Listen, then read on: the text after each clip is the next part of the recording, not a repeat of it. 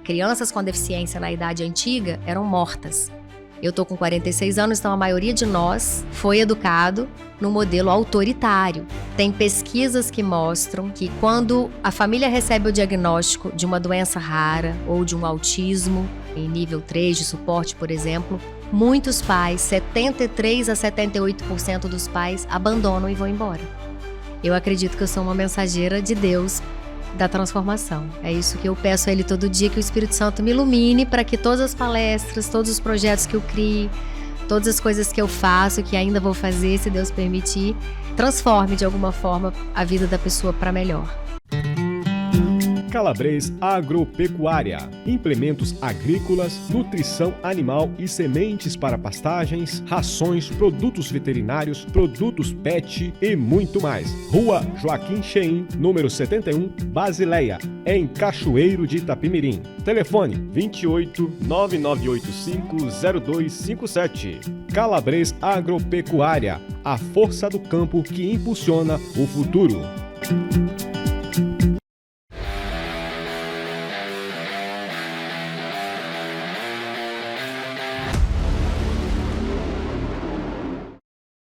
Muito bem, está começando mais um No Plano 7, o seu podcast semanal. E aí, como você está? Como você passou a semana? Chegamos à sexta-feira, e sexta-feira é dia de No Plano 7. Nós teremos um papo sensacional nessa sexta-feira. E eu trouxe até uma colinha aqui para não me perder. É isso mesmo, não posso me perder. Eu vou conversar hoje com Mônica Pitanga. Ela é palestrante, consultora, mentora e escritora, fundadora da ONG Mova-se e da comunidade Mãe Leoa, graduada em administração de empresa. Hoje ela tem como missão orientar e fortalecer famílias atípicas. Ela também é mãe de Luísa Pitanga, uma jovem incrível que tem paralisia cerebral e uma doença rara. Enfim, ela é uma grande mulher. Mônica Pitanga, boa noite. Boa noite, que alegria estar aqui com vocês hoje, nessa noite. Queria agradecer o convite e tenho certeza que vai ser um papo muito enriquecedor para nós. Temos também a presença do meu amigo Eliomar Artvoz. Boa noite, Eliomar. Boa noite, Kozak. Boa noite, Mônica. Boa noite. Obrigado por aceitar o convite de participar com a gente aqui. Com certeza vai ser um papo muito bacana. Você nem conhece a Mônica? Rapaz, nós já tivemos o prazer de participar, né, juntos numa entrevista, né, na Rádio Cachoeiro. Não sei quanto tempo atrás aí, mas tudo bem. Foi um bate-papo maneiro? Foi um bate-papo muito bacana, sempre. Ela é incrível, cara. E com certeza hoje será bem melhor. Claro, o ser humano, a tendência é melhorar, né? Isso aí. Eu quero saber quem é Mônica Pitanga.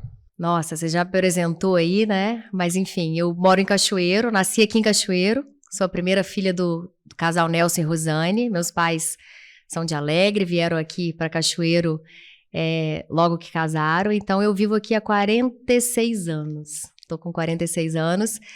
Sou casada com Bruno Pitanga, tenho 5 filhos, 3 aqui na terra comigo e 2 já no céu. Eu tive um aborto espontâneo de gêmeos, né? Então eles tiveram uma passagem breve por aqui, mas me ensinaram bastante.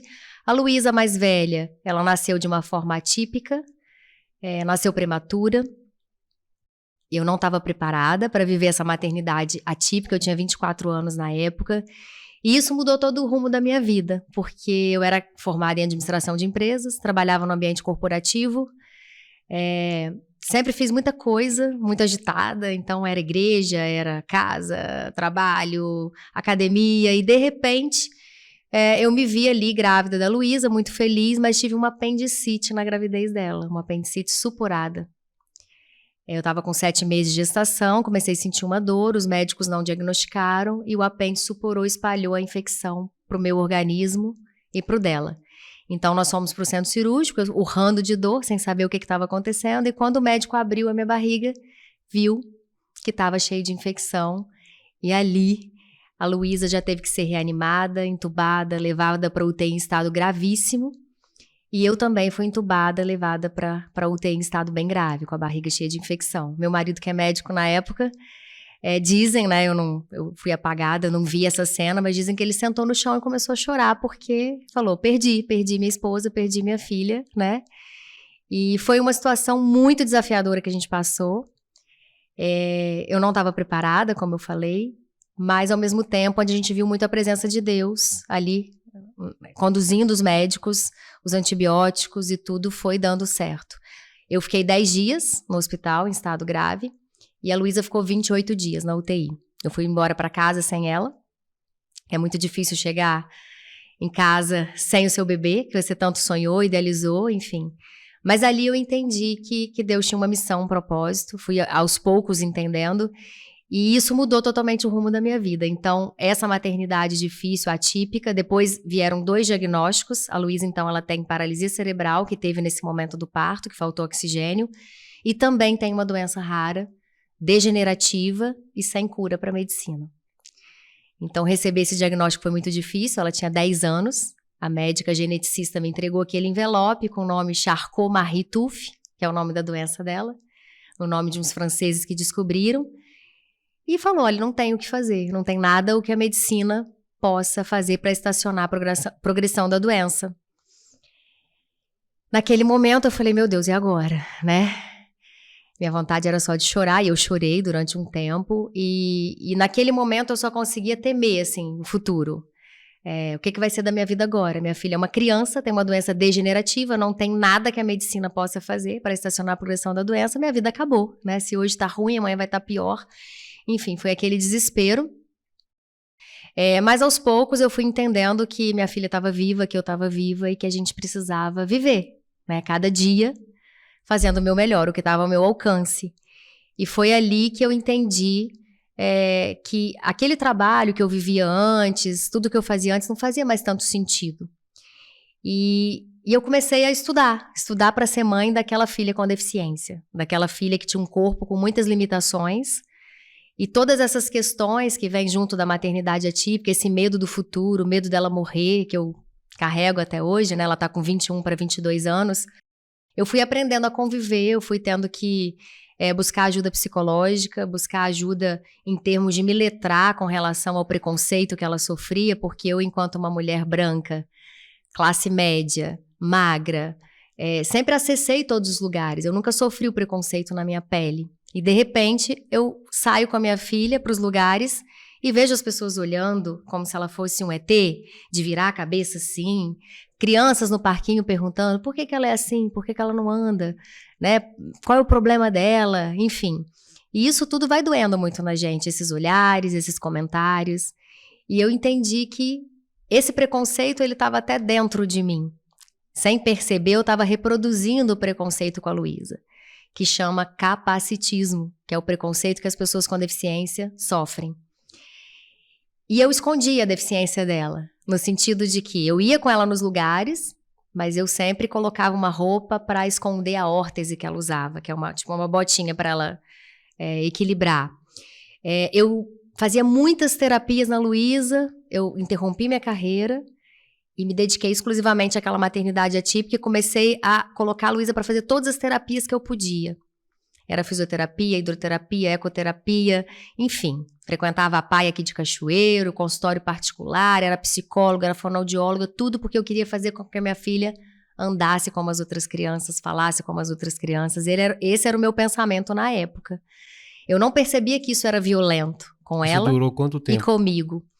Então, quando veio o diagnóstico, ela tinha 10 anos, nesse mesmo tempo que a gente recebeu esse segundo diagnóstico, lá no Sara Kubitschek, no Rio, ela passou por uma cirurgia no quadril muito grande, que ela teve que ficar na UTI, tomar morfina, e essa cirurgia fez com que ela tivesse limitações importantes e não conseguisse mais andar como ela andava. Porque até então ela dançava adaptado com o professor Jeremias, e ela andava com essa órtese. Quando ela recuperou, que ela teve que ficar um tempo deitada na cama, sentada, sem botar o pé no chão, quando ela voltou para fazer a fisioterapia, a gente percebeu que ela não estava melhorando, assim. Ela teve uma limitação importante após a cirurgia, que ela só conseguia andar agora com andador. Ela precisava de um andador para andar. Sem ele, ela não conseguia mais. A gente percebeu aquilo e junto disso veio o segundo diagnóstico logo depois da doença rara. Então, é uma doença progressiva, né? É uma doença que vai... O tempo que ela ficou ali se recuperando da cirurgia, a musculatura dela não recupera mais. O que ela perdeu, ela perdeu. Não é igual a gente que... Né, eu, por exemplo, que sempre treinei, fiz academia, minha musculatura, se eu ficar parada, ela atrofia, mas se eu voltar a treinar, ela volta a ficar forte. A dela, não. Então, nesse momento ali, difícil, quando ela voltou para a escola, ela começou a sofrer bullying na escola. Ela começou a ser excluída, porque ela ficou alguns meses sem frequentar a escola. Então, quando ela voltou, com essa limitação com o andador, a escola não tinha uma acessibilidade adequada. Ela estudava no 3º andar, e a cantina era no 1º, e a escola não tinha elevador. Então, muitas vezes ela lanchou sozinha, por conta dessa estrutura que ela precisava de uma estagiária para pegar ela na porta da sala, descer por fora da escola com ela, destrancar o portão para ela chegar na cantina, ou na educação física. E com isso, muitas vezes ela desanimava, que era tão difícil chegar na cantina, que quando ela chegava o recreio já tinha acabado. E com isso, os amigos passaram a esquecer da Luísa e não chamar mais para as festinhas, convidar. E ela começou a ficar muito sozinha, começou a ficar muito quieta, muito deprimida. E eu, na época, não tinha a consciência que eu tenho hoje, eu achava que isso era da adolescência, que era uma mudança, minha primeira filha, né? Enfim, eu não estudava sobre as fases de desenvolvimento, eu não tinha o conhecimento que eu tenho hoje enquanto educadora parental. E aí, um belo dia, uma amiga, mãe de uma amiga dela, me ligou. Mônica, você tá sabendo o que tá acontecendo com a Luísa lá na escola? Eu falei, não. E aí ela começou a me contar. E eu fiquei, meu Deus, como assim? Aí fui buscar a Luísa na escola, perguntei, filha, a mãe da sua amiguinha me ligou falando que tá acontecendo isso na escola. Quando eu toquei nesse assunto, a Luísa começou a chorar. Chorar. Ela chorou o dia inteiro. Ela não conseguia me falar nada, ela só conseguia chorar e pedir para mudar de escola. Depois eu fui saber que ela já estava sofrendo por 2 anos ali, toda essa situação que foi se acumulando e se agravando, e ela já estava ela mesma se excluindo. Então ela já não queria mais ir na casa da avó, ela não queria mais ir na casa, na praia, tomar um sorvete, por exemplo, ela só queria ficar dentro de casa. Ela estava em sofrimento ali, né? E naquele momento eu me senti uma péssima mãe. Naquele momento eu falei, gente, eu não tô dando conta. Eu já tinha o meu filho de 2 anos e pouquinho, que começou a ter comportamentos desafiadores para chamar minha atenção também, tudo junto. Então ele se jogava no chão, fazia pirraça, regrediu no processo de desfraude, porque eu tinha já uma bebê também, que eu estava amamentando, tudo junto. Então veio o segundo diagnóstico, o bullying da Luísa, 3 filhos demandando muito, eu sem praticar o autocuidado. Parei de trabalhar, interrompi minha carreira, interrompi meus estudos para me dedicar àquela maternidade. Estava vivendo ali, naquele olho do furacão. Então foi ali que eu entendi, eu preciso estudar, eu preciso fazer alguma coisa, eu preciso buscar ajuda. E aí uma pessoa, Deus age assim, né, me mandou um vídeo de uma educadora parental. Eu assisti aquele vídeo e falei, gente, isso faz muito sentido, é isso que eu preciso. Eu nem sabia o que era educação parental. E aí eu comecei a seguir outras pessoas na internet, no YouTube, no Instagram, que falavam daquela educação respeitosa, daquela disciplina positiva, e comecei a aplicar na minha casa. Comecei a estudar também sobre o capacitismo. Foi aí que eu comecei a me reconhecer capacitista com a minha filha, porque até então eu só reproduzi o que eu aprendi sobre as pessoas com deficiência sem pensar nas consequências, né? Porque todos nós somos capacitistas. Porque se eu for falar aqui da história da pessoa com deficiência, que crianças com deficiência na idade antiga eram mortas. Os pais examinavam a criança quando nascia e se detectasse ali algum defeito, alguma deficiência física, eles eram jogados no precipício. Eram abandonados para morrer. Depois, na Idade Média, começou a entender que aquelas pessoas com deficiência eram dotadas de alma, não podiam ser mortas mais. Então, pararam de matar as pessoas com deficiência. Porém, a igreja veio com aquele olhar caritativo, aquele olhar de pena. São dignas de pena, então dá esmola, né? Vamos institucionalizar, colocar nos manicômios, nos hospitais especializados, são doentes, são coitadinhos.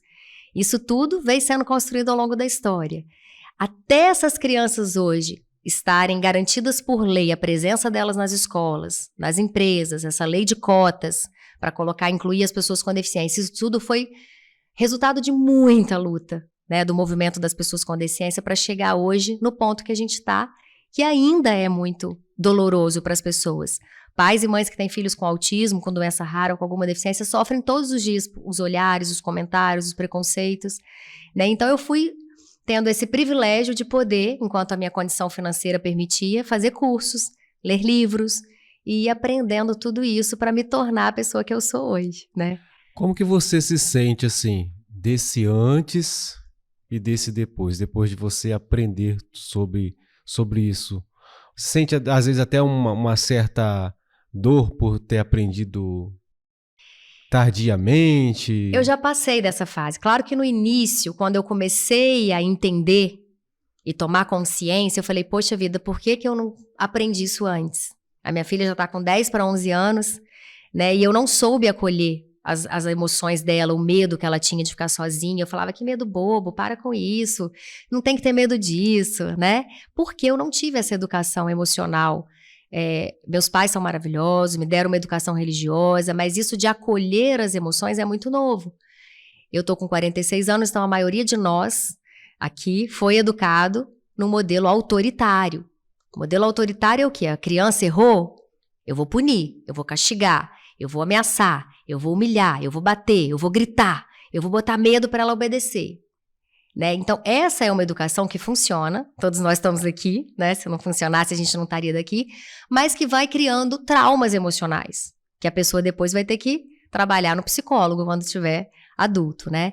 Então, ao aprender essa outra maneira de educar, mais acolhedora, que corrige, coloca limites, toda criança precisa de limite, crianças com deficiência precisam de limites, né? Elas precisam para segurança, para serem educadas, porém, a gente coloca o limite de uma maneira respeitosa. Então, a gente fala num tom de voz que a criança se sente respeitada, a gente abaixa na altura dela, conversa no olho.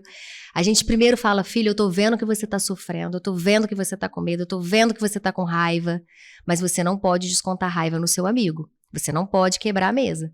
Você não pode bater na mamãe, né? Então, a gente vai educando dessa maneira. Então, quando eu vi que eu tinha feito muita coisa errada lá atrás, né, violenta, desrespeitosa, capacitista, no primeiro momento eu senti um pouco de culpa, sim. Mas eu fui entendendo que todos nós, nossos pais nos educaram fazendo o melhor que eles sabiam, o melhor que eles podiam com os recursos que eles tinham. Assim como eu também, né, fui essa mãe da Luísa, a melhor mãe que eu podia ser, mas a mãe que eu sou do Thor e da Laila hoje é melhor do que eu fui para a Luísa. Como você falou aqui, a gente está nesse processo de melhoria contínua, né? Então, a cada filho, a cada livro que eu leio, a cada curso que eu faço, eu vou melhorando, né? E eu não posso olhar para trás com culpa, mas sim compreendendo, né, que tudo isso foi importante para eu me tornar quem eu sou hoje. Então, é das minhas maiores dores que vem as minhas palestras, que nasceu o meu livro e todo o trabalho que eu faço, que veio a criação da ONG, da comunidade Mãe Leoa, tudo de uma dor. Eliomar, você é um pai. Pois é, cara, tá falando ali, o Eric é autista, né? Caso severo, o caso dele. Aí ele tem uma coisa interessante, quando ele faz alguma coisa de errado, ele pega o telefone e me liga. Porque quando ele me liga, eu converso com ele. Quando a mãe fala, eu brigo com ele. Então, todas as vezes que ele faz alguma coisa de errado, a primeira coisa que ele faz, ele me liga.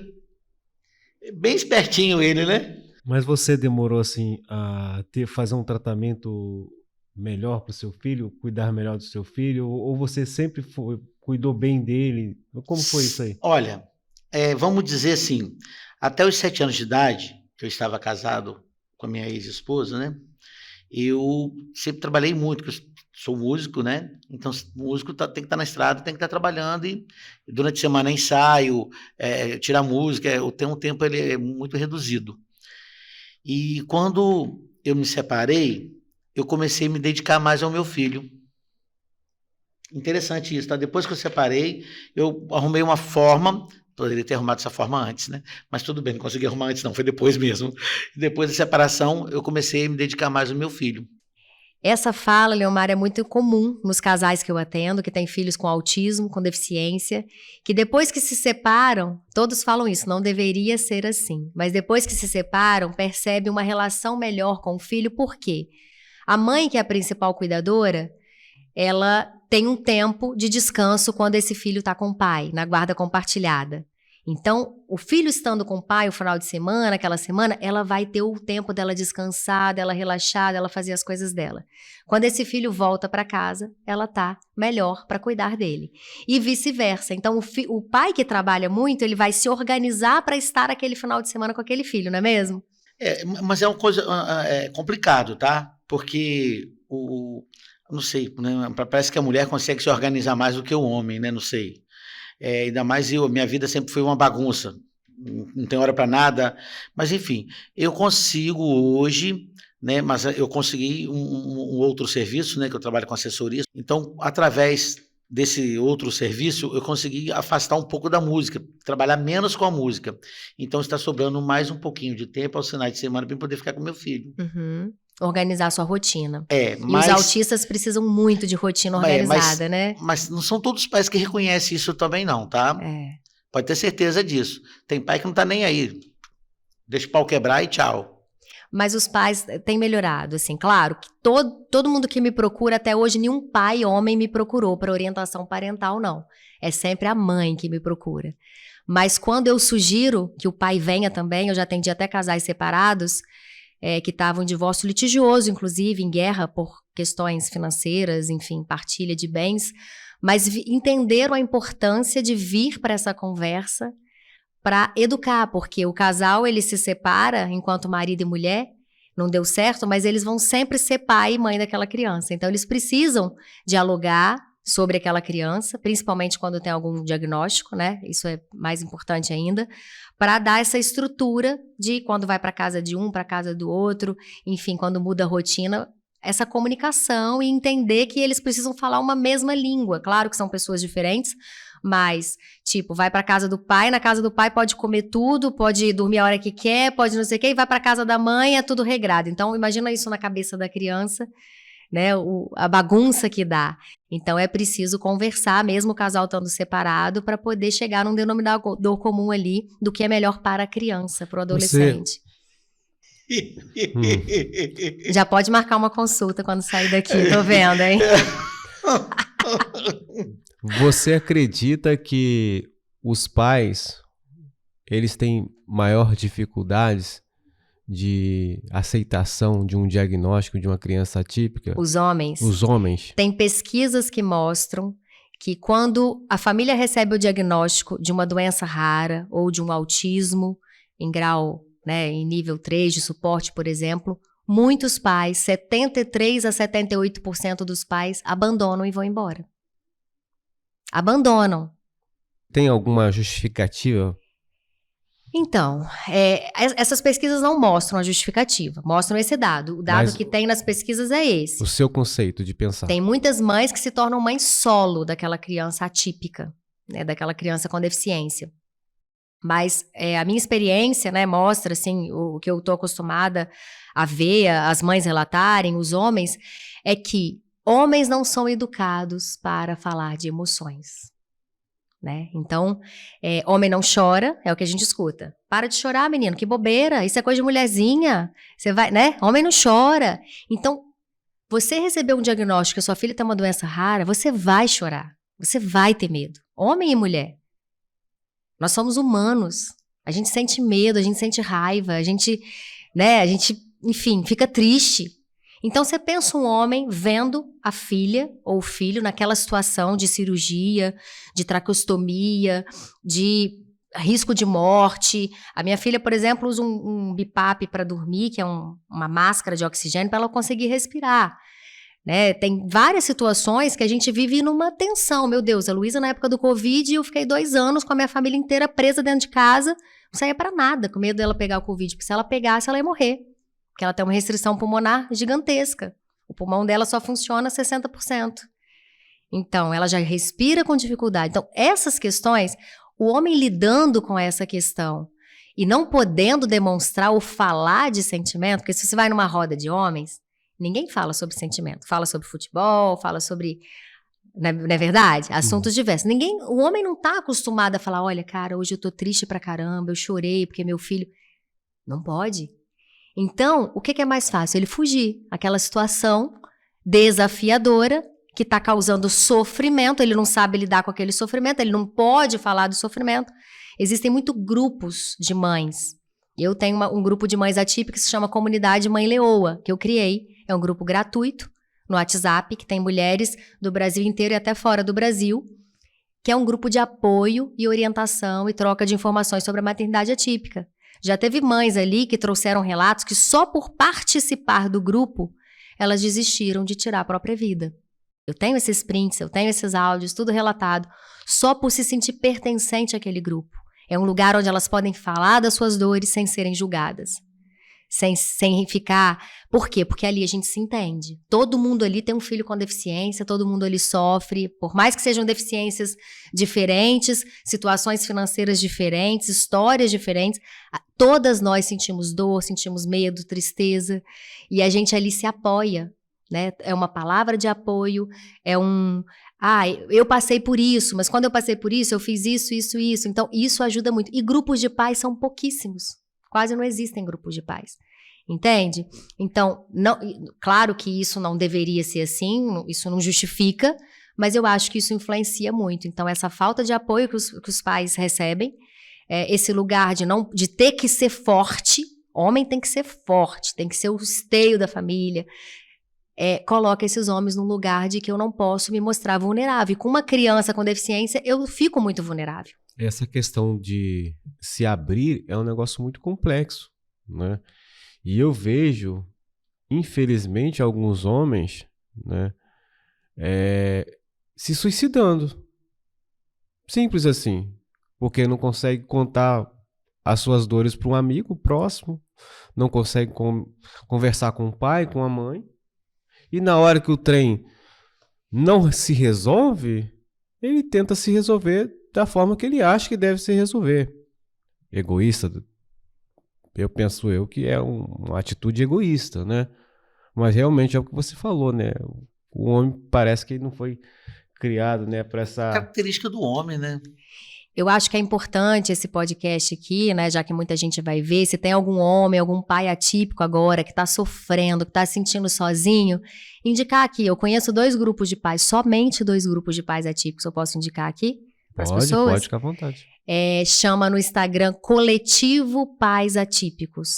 O @Coletivo Pais Atípicos é um grupo de pais que têm filhos com deficiência que se reúnem para falar sobre as suas dores, que é diferente das mães, né? E tem também um outro grupo que chama Quilombo Atípico, que é para pais pretos atípicos, que sofrem outro tipo de preconceito, que é o racismo com seus filhos. Além do capacitismo, também o racismo atravessa essas famílias, né? Que são outras camadas ainda mais profundas. E tem também o psicólogo Alexandre Coimbra de Amaral, que ele tem um grupo pelo Zoom, gratuito, de 15 em 15 dias ele se reúne, é só seguir ele lá no Instagram, e qualquer pai, homem, pode entrar. Na verdade, esse não é para pais atípicos, o Alexandre Coimbra é um grupo de homens, para falar assuntos diversos, não precisa ter filho com deficiência.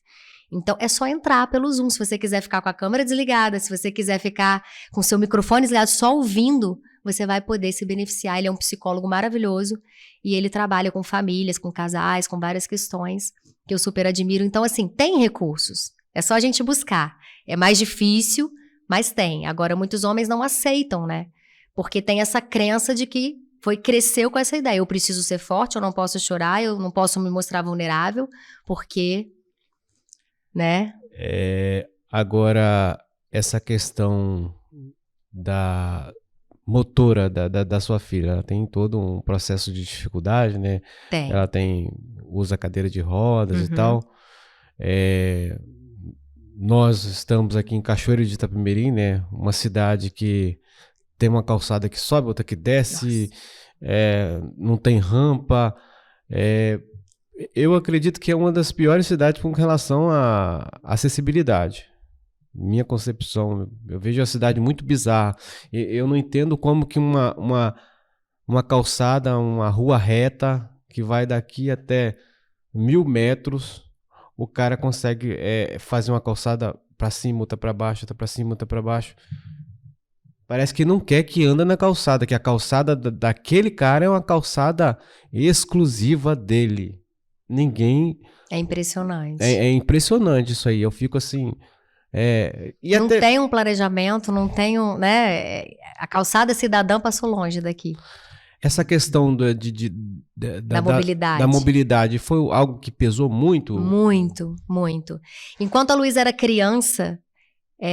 eu não sentia tanto, porque ela era pequena, eu pegava no colo, então tinha uma barreira, tinha uma calçada, tinha um degrau, uma escada, eu pegava no colo e passava com ela, né?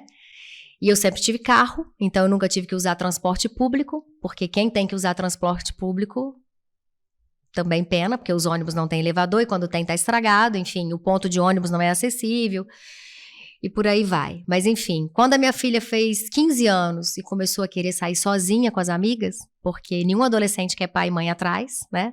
Vocês já foram adolescentes, sabe que a gente quer o quê? O pai e a mãe bem longe da gente, né?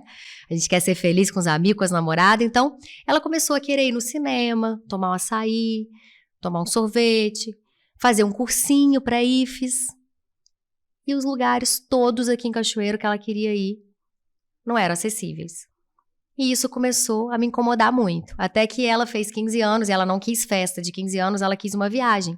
E a gente pôde levá-la para os Estados Unidos. A gente foi para Nova York com ela. Eu, meu marido e ela. E lá a gente alugou uma scooter. Aquela motinha, né? Primeira vez que ela andou de scooter.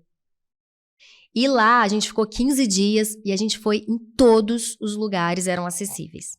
A gente andava a pé cerca de 15, 20 quilômetros por dia. Cidade toda plana, aquelas calçadas largas. Todas as calçadas tinham rebaixamento, a rampa para atravessar. Não tinha poste na calçada, porque lá é tudo subterrâneo. Não tinha árvore na calçada. E a gente achou aquilo tudo muito maravilhoso. Então, Central Park, todo acessível. Fizemos passeio de barco, tudo acessível. Loja, Broadway, fomos em peça de teatro. Todos os lugares a minha filha podia entrar com dignidade. Por exemplo, uma coisa que me chamou muita atenção. Todos os supermercados e farmácias, você apertava um botão na porta e a porta abria. Assim, ó. Você não precisava empurrar a porta. Porque é muito difícil eu estando empurrando a cadeira dela, eu conseguir abrir uma porta e empurrar a cadeira. É impossível. Então lá, toda a cidade foi construída dentro dessa ideia do desenho universal, que é desse lugar construído para todos. Qualquer pessoa pode entrar aqui, com dignidade, sem ficar se sentindo humilhada e pedindo, por favor, me ajuda, eu quero entrar, né? Então, quando eu fui passear de barco, a gente foi ver lá a Estátua da Liberdade, eu estava na fila, eu fiquei pensando, meu Deus, como é que a gente vai entrar nesse barco com essa scooter, né? Eu vou ter que pedir alguém para me ajudar. Eu pensando aqui que eu já estava acostumada com o Brasil, com Cachoeiro. Quando a gente chegou na nossa vez da fila, vieram 2 marinheiros, sem eu falar nada. Pegaram 2 rampinhas, adaptaram, uma aqui, outra aqui. A scooter da minha filha subiu, desceu, entrou dentro do barco sem eu pedir, sem eu falar nada. Tudo muito natural. E lá ninguém olhava para a Luísa com os olhares que ela recebe aqui. E aí chegou no último dia, quando eu fui arrumar minha mala para vir embora, a Luísa, com 15 anos, falou, mãe, eu não quero ir embora para Cachoeiro. Eu quero morar aqui. Porque aqui eu posso ser quem eu sou. Ela falou essa frase. E ali eu falei, cara, aquilo bateu em mim. Eu falei, meu Deus, se eu pudesse morar aqui, eu moraria. Mas, Luísa, né? Não tem como. A gente precisa voltar para Cachoeiro. E eu vim o avião inteiro pensando o que eu ia fazer. Eu falei, eu preciso mudar Cachoeiro, já que é lá que a gente mora. Né? Eu preciso fazer alguma coisa, aquilo, né? Mas o quê? O que eu vou fazer? Quem eu vou procurar? E ali surgiu a ideia de criar um projeto para lutar por acessibilidade e inclusão das pessoas com deficiência aqui na nossa cidade. Né? E ali eu comecei a rezar, pedir a Deus para me mostrar pessoas. Aí uma pessoa me indicou o Ricardo Ferraz, né, que é um cartunista aqui famoso aqui, que é ativista pela inclusão, pela acessibilidade. Mas antes disso eu fiz um grupo no WhatsApp com 5 pessoas. Eu e mais 4 pessoas com deficiência que eu conhecia. E eu passei a abordar todas as pessoas com deficiência que eu via na rua. Eu ia na padaria, via uma pessoa com deficiência e falava aqui, eu tô criando um projeto, um grupo, pra gente lutar pelos direitos das pessoas com deficiência. Quer participar? Me passa seu telefone. E fui colocando pessoas ali, no clube, enfim, todo lugar que eu ia na igreja. E assim surgiu o Mova-se, né, que é a ONG, que eu não sou mais presidente. A Bárbara agora que é presidente, que eu deixei lá no meu lugar. Mas durante 2 anos... eu comecei aquele projeto e tenho muito orgulho de falar que a gente fez bastante coisa no primeiro ano, em 2019. Depois veio a pandemia, deu uma atrapalhada, mas a gente movimentou essa cidade. Você chegou a influenciar a alteração do prédio da Câmara Municipal de Cachoeiro. Junto com o Ricardo Ferraz, o elevador. O Ricardo, ele brigou bastante. E sabe o que o Ricardo falou comigo quando eu fui procurá-lo? Ele estava na Praça de Fátima, ele trabalhava lá na prefeitura, não era aposentado ainda, e ele me recebeu na salinha com meus 3 filhos. Falei, Ricardo, eu vim aqui porque eu tô querendo criar um projeto para lutar por... Ele falou, Mônica, eu vou te ajudar. É muito importante o que você tá fazendo, porque eu tô cansado. Ele falou, eu cansei de carregar esse piano, que é um piano pesado. Você ter que lutar, ser ativista, não é fácil. É difícil demais. Né? Eu não queria ter que lutar, eu não queria ter que criar ONG, eu queria só ser mãe da Luísa, dos meus filhos, mas eu tive que me tornar essa mãe leoa, que é a minha comunidade de mãe leoa, diante de tanto preconceito, tanta injustiça. Eu que nunca lutei pelos meus direitos, eu sempre fui uma filha obediente, boazinha, quietinha, primeira filha. Minha mãe falava, não pode, eu chorava, baixava a cabeça e aceitava. De repente, eu me vi nesse lugar de ter que me tornar uma ativista da inclusão, de ir para a Câmara dos Vereadores, de denunciar, de ir para a televisão, né, de dar palestra, de ir para as escolas, para poder... Porque eu entendi, convivendo com outras pessoas com deficiência, que a minha situação da minha filha é muito privilegiada. Eu tenho plano de saúde, eu tenho carro, eu sou esposa de médico, né, eu consigo, sou conhecida na cidade. Então, isso me coloca num lugar que muitas pessoas não têm essa oportunidade. Então, eu comecei a entender a minha responsabilidade enquanto cidadã de abrir essa porta, né? Então, depois eu acabei entendendo que esse lugar não era meu, porque eu não sou uma pessoa com deficiência. Então, o certo é que pessoas com deficiência assumam esse lugar de protagonismo, porque eles são capazes. Tanto é que eu treinei a Bárbara para ficar no meu lugar, que é uma mulher com deficiência, né? E eu hoje trabalho com as famílias, com as mães, porque eu entendi que o meu lugar é esse, é trabalhar com as famílias para que os pais e mães que têm filhos com deficiência encorajem os seus filhos para ser quem eles querem ser, né? Eles podem trabalhar, eles podem dançar, eles podem cantar, eles podem namorar, eles podem tudo, desde que a gente faça as adaptações, dê oportunidades e acreditem neles. Essa questão de você começar a palestrar, começar a falar mais sobre o assunto, foi nesse decorrer? Foi acontecendo naturalmente? Ou um dia você levantou o palestrante? Como que foi isso aí? Nossa, boa essa pergunta. Eu tô rindo porque eu descobri aos 40 anos que eu sou leonina. Nunca acreditei muito em signo, essas coisas, mas depois fez muito sentido. A minha irmã me deu de presente, com 40 anos, um mapa astral, um mapa natal. E fez muito sentido pra mim. Leonina adora um palco, adora uma palestra, adora um microfone, né?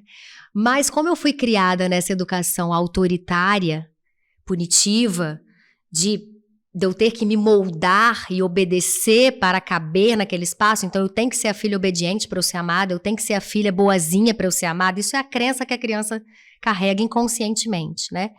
Então eu nunca pude ser eu mesma. No sentido assim, eu tinha muita vergonha de dançar, quando eu era adolescente, quando eu era nova, até recém-casada, de falar. Eu me achava tímida. Mas nesse processo de autoconhecimento, de estudar sobre a parentalidade, de me conhecer, de buscar terapia, eu fui entendendo que eu podia ser eu mesma, que eu podia pegar o microfone e falar o que eu sabia, sem medo do julgamento dos outros. E foi o Mova-se que me ajudou nesse processo de me encorajar para ser quem eu sou hoje, né? Porque ali na ONG, eu dei muitas palestras em escolas, em empresas, na Câmara dos Vereadores, na televisão, né? Então ali foi um treinamento para hoje eu ser a palestrante que eu sou, né? Já dei palestra para 1000 pessoas, enfim, dancei com a Luísa lá em São Paulo, num seminário de mães com uma plateia muito grande, dou palestras hoje em empresas multinacionais. Então, assim, foi esse processo aí de ver a dor da minha filha, minha dor, buscar esse conhecimento, esse autoconhecimento para me entender que esse é o lugar que eu amo, é isso que eu gosto de fazer, essa é a minha missão, meu propósito. O quanto que você acredita que está contribuindo e o quanto de pessoas que você conseguiu trazer para continuar, né? Porque não pode ser uma voz só, né? Uma andorinha só não faz verão, diz o ditado, né? Verdade. Sim. Olha, eu não sei medir, né? Até porque hoje eu entendo que as ações que a gente fez no Mova-se, eu tenho muito registro de foto, de vídeo, mas essa mensuração do impacto, do que isso causou, as 3 caminhadas diagnosticadas que a gente colocou na rua para fazer, a gente mobilizou uma galera, a gente foi nas faculdades, eu fui na Faculdade de Direito, na São Camilo, eu fui na Multivix do curso de fisioterapia, eu fui na Pitágoras, eu e a Malu, arquiteta, a gente ia primeiro chamar os estudantes para caminhar com a gente fez um relatório para esses estudantes de psicologia, de fisioterapia, de medicina, de direito, colocarem no relatório o que eles estavam percebendo dentro da sua função, o que aquela falta de acessibilidade estava causando na cidade, no centro de Cachoeira, ali os trechos que a gente delimitou. Então, a pessoa com deficiência, ela quer comprar um café, por exemplo. Ela quer comprar um remédio, uma roupa, não importa. E ela se depara com um monte de degrau na porta, como que ela se sente? Um lixo. Eu não sou bem-vinda aqui. Não pensaram em mim quando construíram esse estabelecimento, né? Então, para a psicologia, o que isso causa no emocional da pessoa? A calçada toda esburacada, com degrau alto, com aquelas pedrinhas portuguesas soltando. Eu posso não ser uma pessoa com deficiência e torcer o meu pé, que eu tô de salto alto aqui, num buraco desse, e me tornar uma pessoa com deficiência. Eu posso quebrar meu quadril, eu posso quebrar uma perna, né? Então, assim, a gente foi escrevendo tudo isso, a gente criou relatórios, gerou relatórios, entregamos no Ministério Público, entregamos na Câmara dos Vereadores, entregamos ao prefeito da época, mostrando todos os pontos de melhoria que precisavam no centro da cidade. A gente criou o Mova-se nas escolas, que era ir nas escolas, conversar, levava livrinho, levava bonequinho. A gente visitou, acho que 19 escolas, crianças, adolescentes e jovens, falando sobre inclusão. Então, tudo isso a gente fez e na época eu não tinha consciência, eu não sabia da importância de mensurar esse impacto no sentido de pegar o depoimento dessas pessoas anotado, para poder ter esses dados, para ter essa base para mostrar a importância. Mas eu sei a importância, eu sei de cada história que me contam que foi transformada a partir das nossas ações, né? Mas falar um número, assim, eu não saberia, porque realmente, hoje, tudo que eu faço, todos os projetos que eu desenvolvo, eu consigo mensurar, eu tenho essa consciência de que eu preciso ver como que estava a situação antes do meu trabalho, e depois do meu trabalho, eu peço uma avaliação para essas famílias para poder estar mensurando a importância, já que é uma coisa nova. Você falou dessa questão lá do centro, da cidade e tal. Você não acredita que, de repente, teria que se mudar na lei para que gerasse uma espécie de um padrão, né, de construções pela cidade? Para evitar esse relato que eu disse antes. Né? Porque mexer no centro da cidade é responsabilidade da cidade, do município, da prefeitura, né, dos órgãos públicos, né? Mas você vai para um bairro XY, aí cada um faz a sua calçada por si próprio. Eu acho que, minha concepção, deveria de ter uma regra X para evitar as fadigas. Sim, total. Eu não sou advogada, mas eu sei que essa situação se repete em muitas cidades pelo Brasil, a maioria das cidades. Tirando os bairros, assim, por exemplo, São Paulo, Avenida Paulista, já fui com a minha filha. É mais acessível. Mas você vai para os bairros, é tudo igual Cachoeiro. Leis, a gente tem muita lei boa no Brasil. A Lei Brasileira de Inclusão, o Estatuto da Pessoa com Deficiência é completíssima. Fala tudo. A gente tem a NBR 9050, que é uma normativa que fala tudo.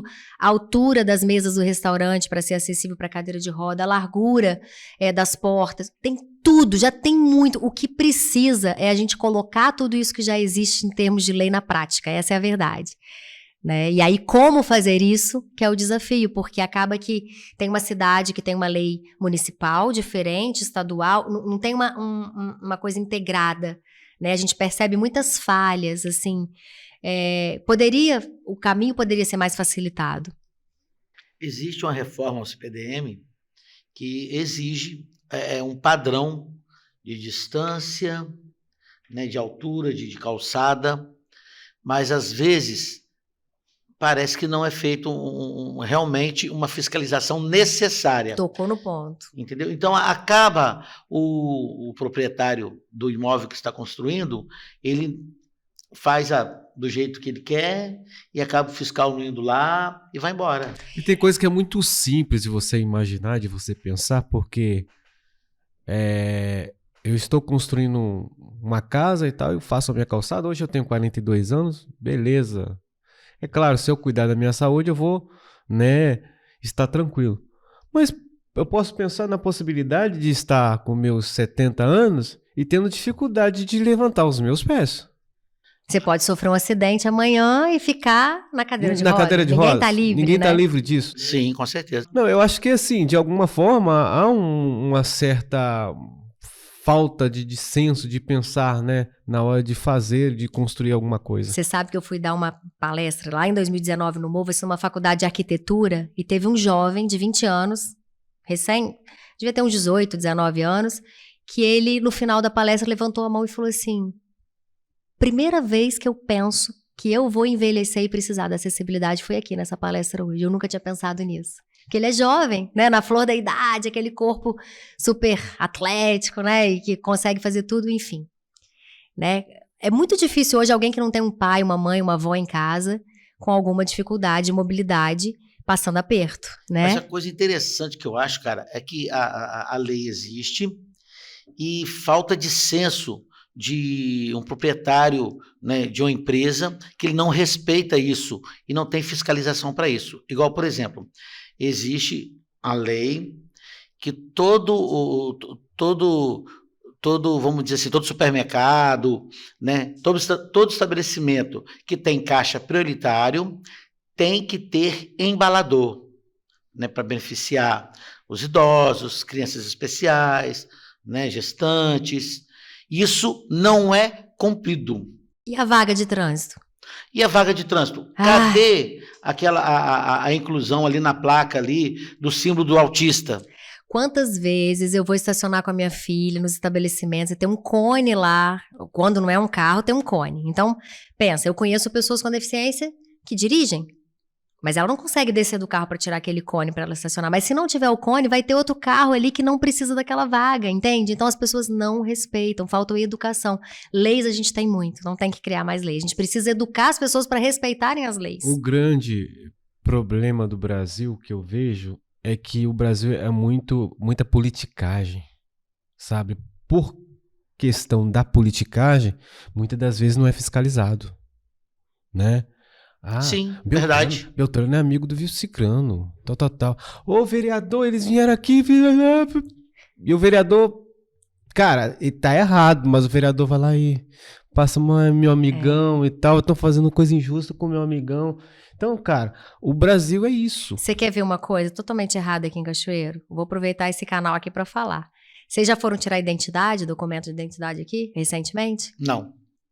Você sabe onde funciona o lugar que tira identidade? Era ali na Polícia Civil, né? Na cabeça da Ponte de Ferro. Sim, ali. Você já entrou naquele espaço? Eu não. Primeiro que ali não tem onde estacionar o carro para pessoa com deficiência ou idoso descer. Não tem uma vaga. Sim. Vocês conhecem ali, né? Sim. Não tem a vaga reservada. Segundo, o lugar tem um degrau altíssimo no meio do morro, que é no morro ali. Para a pessoa entrar, não tem um corrimão para o idoso entrar, pessoa com deficiência. O espaço ali é super apertado. São 2 andares sem elevador. Eu fui tirar a identidade com a minha filha, eu não acreditei que aquele espaço estava funcionando. Para isso. Para tirar um documento de identidade, que é um documento obrigatório de todo cidadão. Documento mais importante. Eu não acreditei. Você sabe como que a minha filha teve que tirar a identidade? Eles falaram, a sua filha tem deficiência, a gente vai atendê-la lá fora, no carro. Só que os meus 2 outros filhos, que não têm deficiência, entraram, colocaram a digital lá, automática eu falo, no computador lá, como é que fala? Digital... Biometria. A biometria. Isso. Tiraram a foto, no lugar que tira a foto, e tiraram a identidade. A minha filha Luísa teve que levar uma foto de casa, porque não tinha como ela entrar para tirar a foto lá, que eles têm toda a estrutura. A minha filha Luísa, ela teve que molhar o dedo no carbono, como era na época das cavernas. E ela teve que se atender. Como que ela se sente enquanto uma cidadã que paga os impostos dela, porque ela paga? Ela tem uma empresa em nome dela, ela trabalha, ela é palestrante, ela faz publicidade. Como que ela se sente? Eu denunciei, fui para televisão, chamei a TV Gazeta, eu denunciei no Ministério Público, isso tem 4 anos. Continua lá do mesmo jeito. Então, é desanimador, né não? Quando o Ricardo Ferraz me fala, eu cansei de carregar esse piano, que ele tá lá desde quando que ele luta por esse elevador da Câmara dos Vereadores? Desde a década de 80. Sim. Chegou agora, Sim. em 2024. Sim. Então, tudo é feito para cansar mesmo, para desanimar. E com isso, muitas pessoas morrem no meio do caminho, igual você falou aí, alguns pais, algumas mães. Agora, não podemos deixar de falar, né, sobre o Setembro Verde. Eu gostaria que você me falasse um pouquinho sobre esse assunto, por favor. Então, esse é um mês onde acontecem várias ações nesse sentido, intencionais, nas escolas, nas empresas, para incluir as pessoas com deficiência. E eu estou à disposição, né, se alguém quiser conversar sobre isso, sobre a inclusão das pessoas com deficiência. Hoje eu dou consultoria nas empresas, eu também dou palestra nas escolas, além de atender as famílias. Tem meu livro aqui também, né, que aqui eu vou contando toda a história da Luísa, desde que ela nasceu, como que foi a nossa história, e vou trazendo também orientações e dicas para os pais e para os professores. Então aqui eu falo do bullying, eu falo do capacitismo, eu falo da autoestima, como melhorar a autoestima das crianças com deficiência, como lidar com o ciúme dos irmãos, que ficam muito enciumados quando aquela mãe precisa dedicar muito tempo e cuidado para aquele filho, filha que tem deficiência. Eu falo da importância do casal também, ter um tempinho, enfim. Todas essas questões que envolvem a maternidade, a paternidade atípica, eu trago aqui nesse livro com orientações para os pais, tudo que eu fui aprendendo. Né? Ele está lá na Amazon para quem se interessar a adquirir. Chama Pontos de Afeto, Lições da Maternidade Atípica. Então hoje, só não busca informação quem não quer, porque tem podcast, tem vídeos aí gratuitos, tem materiais de livros, eu tenho muito material em PDF, então se alguém estiver assistindo e quiser aprender mais sobre esse assunto da inclusão, né, é só procurar nas redes sociais e a gente orienta. Como que é essa questão dessa mentoria? Como que é essa mentoria que você presta? Eu atendo as famílias individualmente, mas eu também faço muitas rodas de conversa com pais atípicos em empresas ou escolas. Né, eu estou lançando agora a primeira formação inédita no Brasil em educação parental para famílias atípicas, famílias que têm filhos com deficiência. Hoje a gente gravou uma aula sobre letramento racial. É um pai preto que tem autismo, tem TDAH e altas habilidades, que também tem um filho autista e que, assim como eu, foi estudar educação parental para acolher famílias. Ele que criou esse Quilombo Atípico também, que é um grupo de pais. Então, a internet é bom por isso, né? Que a gente ele é lá do Rio de Janeiro, mas enfim, em algum momento ali eu assisti um podcast com ele, olha só. Eu tava lá procurando um podcast sobre um assunto, de repente eu bati naquele podcast, gostei da fala dele, entrei em contato com ele no Instagram, fizemos uma live junto, já estamos trabalhando junto, já estamos com uma palestra para dar semana que vem junto numa empresa, gravando essa formação. Então, olha como é que a gente vai se conectando através dos meios de comunicação, né? Isso é muito importante. Coisa que quando a Luísa nasceu lá atrás, eu não tive. Porque há 22 anos atrás, eu era a única mãe que tinha filho com deficiência aqui em Cachoeiro e eu não tinha as redes sociais para eu poder buscar apoio e conhecer outras histórias. E isso fez muita falta lá atrás. Então, hoje eu vejo isso como um ponto muito positivo, né, da gente poder se conectar e conhecer esses projetos, essas ONGs, esses trabalhos e participar, porque isso faz muita diferença. Altas habilidades está inserido nesses atípicos aí? Sim, altas habilidades sim, porque as pessoas com altas habilidades, o cérebro dela funciona de uma maneira diferente. Tem uma superdotação, uma alta habilidade, ele tem uma capacidade melhor, mas um aluno com superdotação numa sala de aula que não tem esse diagnóstico, ele acha a aula chata, ele não consegue prestar atenção. Por quê? Porque o cérebro dele está muito além daquilo ali, daquela faixa etária, e ele também sofre, ele também se sente excluído, também sofre bullying por ser diferente, por ser o nerd, por ser o que sabe tudo, então ele dá a resposta mais rápida, enfim, tem uma série de questões ali, e também é considerado um cérebro neurodivergente, não é uma deficiência, mas é uma neurodivergência. É um cérebro que funciona de maneira diferente. Eu tenho um filho que tem altas habilidades. Só que ele tem uma questão mais... uma questão diferente, né? Que ele é engraçado e tal. Então, tipo assim... Ele responde tudo muito rápido, ele faz tudo muito rápido. Tem habilidade de várias coisas. mas ele tem o carisma, né? E esse carisma acaba ganhando todo mundo, entendeu? E acaba... De alguma forma, eu não vejo que ele é um menino que sofre, não, sabe? Cada pessoa é única, né? Mas, no geral, pode chegar em algum momento da escola ou da faculdade que eles têm a necessidade de adaptar, por exemplo, o material para ele poder acompanhar melhor, né? Tem que observar isso, essa questão.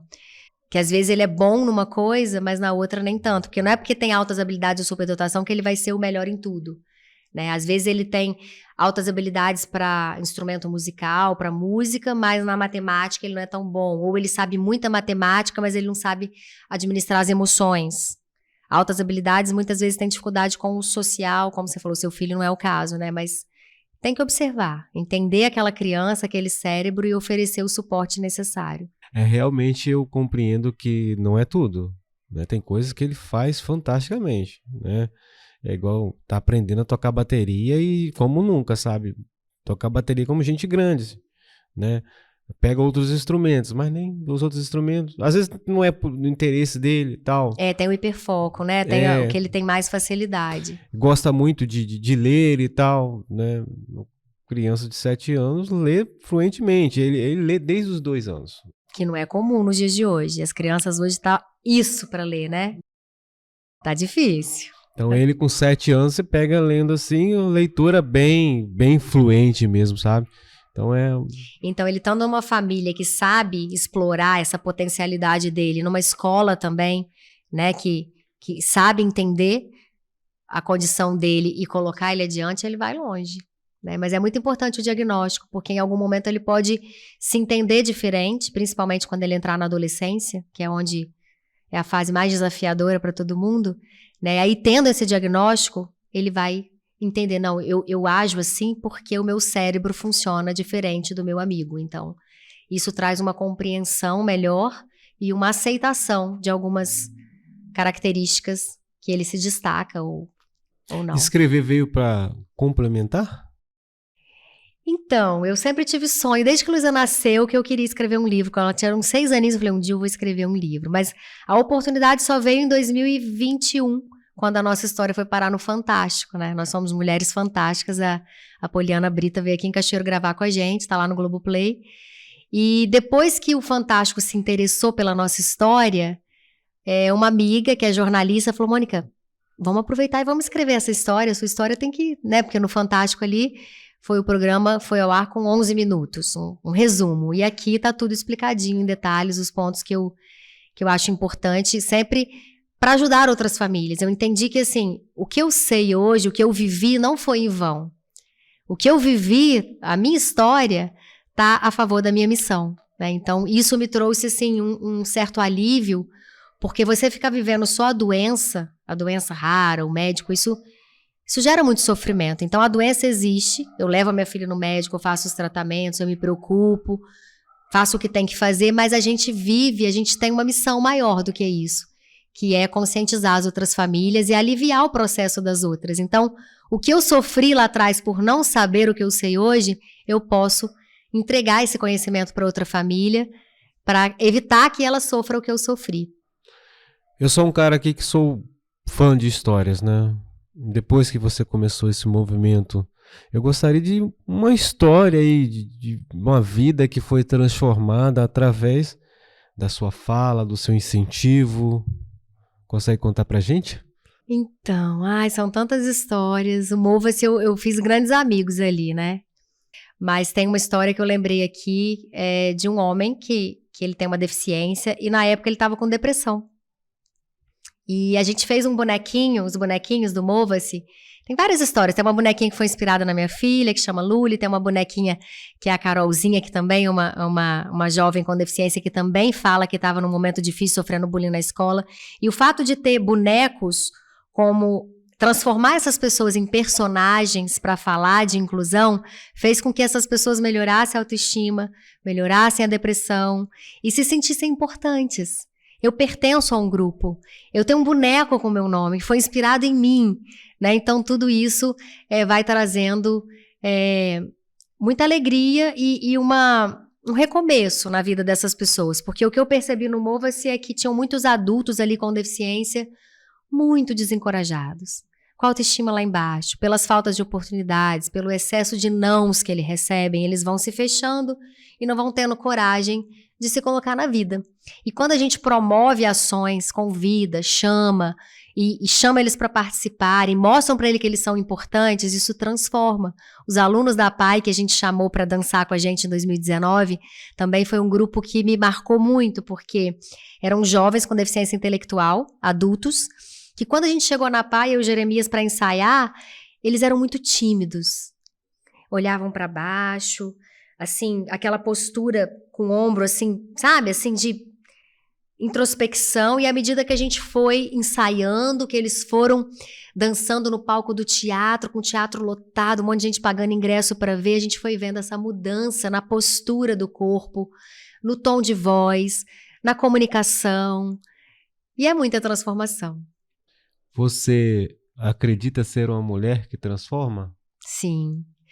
Eu acredito que eu sou uma mensageira de Deus da transformação. É isso que eu peço a Ele todo dia, que o Espírito Santo me ilumine para que todas as palestras, todos os projetos que eu crie, todas as coisas que eu faço, que ainda vou fazer, se Deus permitir, transforme de alguma forma a vida da pessoa para melhor.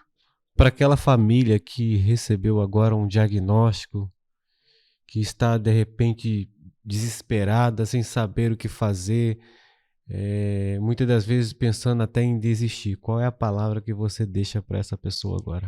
A palavra é que você não está sozinha, não está sozinho. Procure um grupo para você fazer parte, um grupo de apoio. Eu conheço várias instituições, vários grupos, me chama lá nas minhas redes sociais e procure ajuda psicológica, esse apoio, essa rede de apoio, né? Não é feio a gente falar que a gente está fraco, que a gente não está conseguindo dar conta dessa situação, né?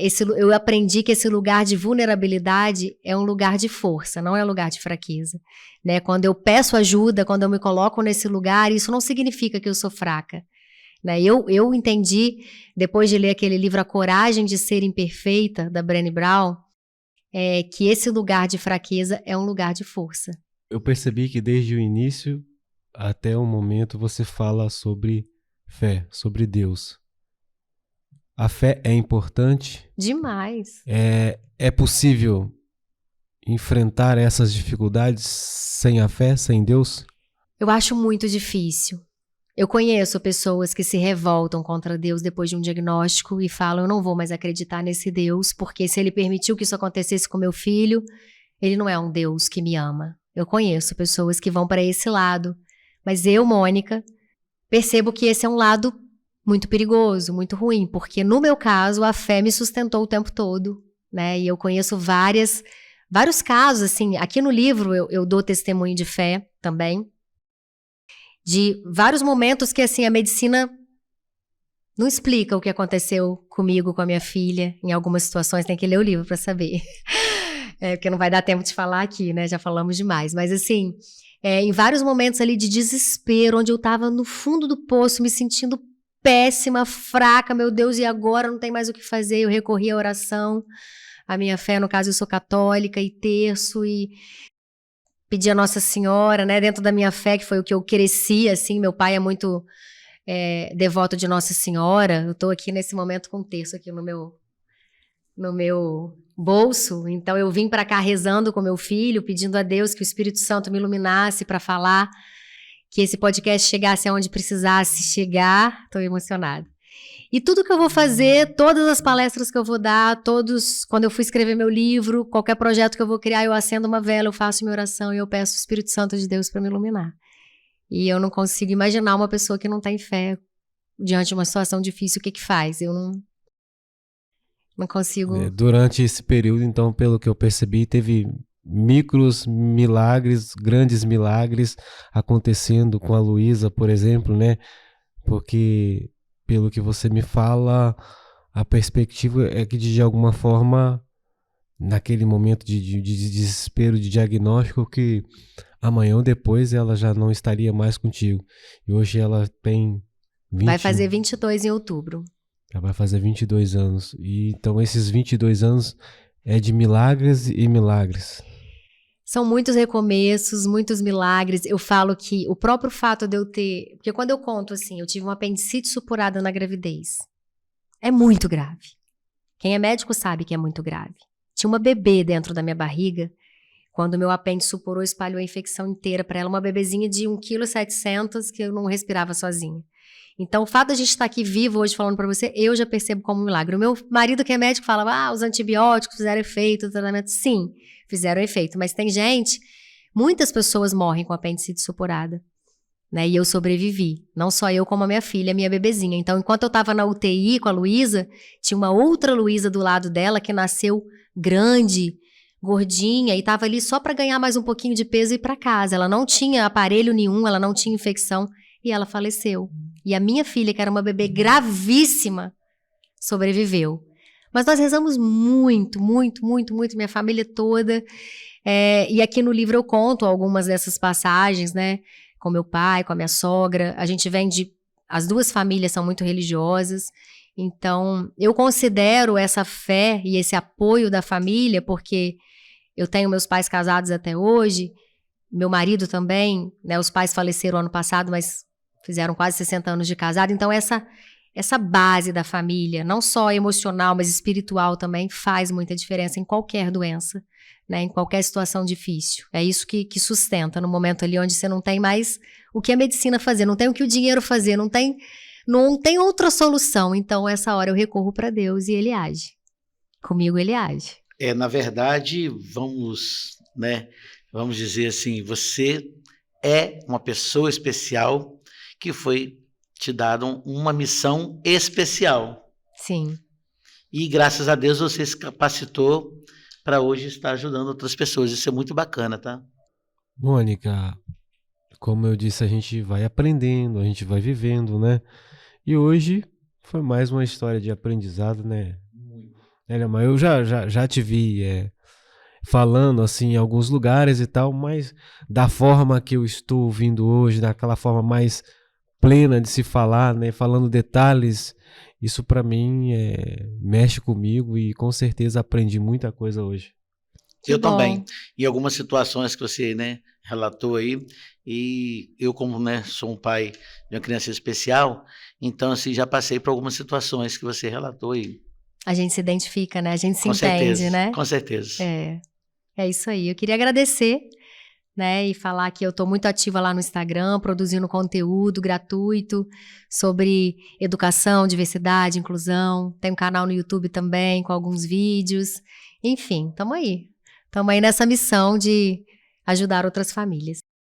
Se você acha que faltou alguma informação importante, você pode falar para essa câmera aqui, né, direcionado diretamente para ela, para a gente finalizar esse papo de hoje. Sim, então quem se interessar pelo meu livro, ele está lá na Amazon, é só colocar Pontos de Afeto, Lições da Maternidade Atípica, e me sigam lá nas redes sociais, @Mônica Pitanga, Luísa Pitanga com S, é a minha filha também, ela produz conteúdos, porque hoje a gente trabalha juntas, e a gente entendeu, a nossa missão é essa, é usar a nossa história, as nossas dificuldades, os nossos aprendizados para facilitar o caminho de outras famílias.